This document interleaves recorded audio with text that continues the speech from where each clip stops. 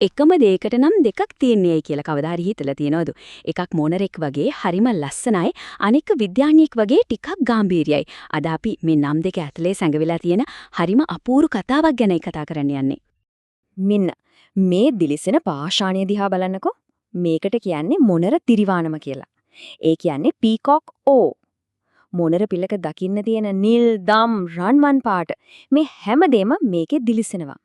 ඒත් මේ ලස්සන නම පිටිපස්සේ තවත් නමක් තියෙනවා. අන්න එතනින් තමයි අපේ කතාවේ අභිරහස පටන් ගන්නෙ. ඉතින් ඇත්තට මොකක්ද මේ මොනර තිරිවානම කියන්නේ? මේ ඇස් දාදා කරවන පෙනුම පිටිපස්සේ තියෙන නියම කතාර මොකද්ද? බලන්න එක පැත්තකින් හැමෝම ආසාවෙන් කියන නම මොනර තිරිවානම. අනෙක් පැත්තෙන් ඒකේ නිල නාමය බොනයිට්. එකක් කවියක් වගේ අනික විද්‍යාත්මක වාර්තාවක් වගේ. එකම ඛනිජයකට මේ වගේ සම්පූර්ණයෙන්ම වෙනස් අනන්‍යතා දෙකක් ලැබුණේ කොහොමද? හොඳයි. මේ ප්‍රහේලිකාව විසඳන්න නම් අපි මුලින්ම පොඩි රැහැස් පරීක්ෂක වැඩක් කරන්න ඕන. බලමු ඛනිජවලට නම් දාන්නේ මොන වගේ නීති රීති අනුවද කියලා. ඔව් ඛනිජ විද්‍යාවෙත් නම් දාන්න ක්‍රමවේදයක් තියෙනවා. මේකයි කතාව. ඉන්ටර්නැෂනල් ජෙම් සොසයිටි එක කියන විදිහට ඛනිජයකට නමක් ලැබෙන්න ප්‍රධාන හේතු 4ක් විතර තියෙනවා. සමහර වෙලාවට ඒකේ පෙනුම වගේ විශේෂ ලක්ෂණයක් නිසා වෙන්න පුළුවන්. එහෙම නැත්නම් මේක මුලින්ම හොයාගත්ත ප්‍රදේශය අනුව තවත් වෙලාවකදී විද්‍යාඥයෙක්ට ගෞරව කරන්න, එහෙම නැත්නම් පැරණි ග්‍රීක හෝ ලැතින් වචනයකින් තමයි මේ නම් හැදින්නේ. මෙන්න බලන්න උදාහරණයක් ඇක්සිනයිඩ් කියන ඛනිජය. ඒ නම ඇවිල්ලා තියෙන්නේ පොරව කියන තේරුම තියෙන ග්‍රීක වචනෙන්. ඇයි ඒ? මොකද ඒකේ ස්පටික හරියට පොරවක තලයක් වගේ තීනුයි.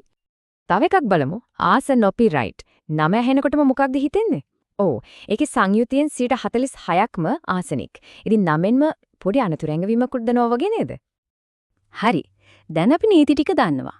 දැන් අපිට පුළුවන් ආපහු අපේ කතාවේ ප්‍රධාන චරිතයට එන්න. ඒ කියන්නේ මොනර තිරිවානම හැවත් බෝනයිට් වල අභිරහස විසඳන්න. මෙන්න මේ නම් දෙක පිටිපස්ස තියෙන කතාව. හරිම සරලයි. මොනර තිරුවානම කියන අන්වර්ථනාම ලැබිලා තියෙන්නේ ඒකේ තියෙන අර ඇස් තදදා කරවන පාට නිසා. ඒ කියන්නේ ඒකේ පේනුම. ඒ කියන්නේ භෞතික ලක්ෂණයක් නිසා. හැබැයි බෝනෙට් කියන නිල නාමය අන්න ඒක 1845 දී ඉග්නාස් වොන් බෝන් කියලා ඕස්ට්‍රේලියානු ඛනිජ විද්‍යාඥයෙක් හිටියා. එතුමාට ගෞරවයක් විදිහට තමයි දීලා තියෙන්නේ. දැක්කනේ අපි කලින් කතා කරපු නීති දෙකටම මේ නම් දෙක හරියටම ගැලපෙනවා. බෝනයිට් ගැන තවත් පුදුම හිතෙන දෙයක් තියෙනවා. ඒක තමයි මේක පොළවෙන් නරන් කඩමු ගමම්ම තියෙන්නේ දිලිසෙන තඹ රතු පාටක්. අර අපි කතා කරපු ලස්සන මොනර පාට එන්නේ ඒක වාතයට නිරාවරණය වුණාට පස්සේ. ඒක හරියට මැජික් එකක් වගේ. ඒත් මේ ලස්සනට රැවටෙන්න එපා. මේක හරිම මෘදුයි. දෘಢතාව 3යි කියන්නේ ඇත්තටම අපේ නියපොත්තකින් උනත් සූරන්න පුළුවන්.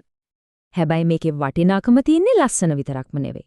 බෝනයිට් කියන්නේ ආර්ථික වශයෙන් අතිශයින්ම වැදගත් ඛනිජයක්.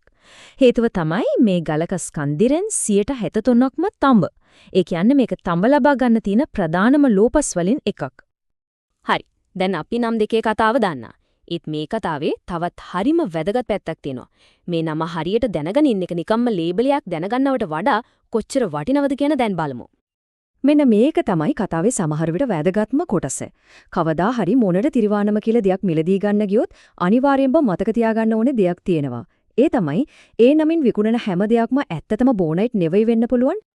geology.com එකේ මෙගෙන පැහැදිලිවම කියනවා ඔවුන් කියන විදිහට බොහෝ වෙලාවට මේ විදිහට විකුණන්නේ ඇත්තටම චල්කෝපයිරයිඩ් කියන ඛනිජය. ඒක ඇසිඩ් වගේ දෙයක් දාලා හිතාමතාම පාට වෙනස් කරනවා. මේක කරන්නේ පෙනුමෙන් හරිම ආකර්ශනීය ඉක්මනට විකුණන්න පුළුවන් දෙයක් හදන්න.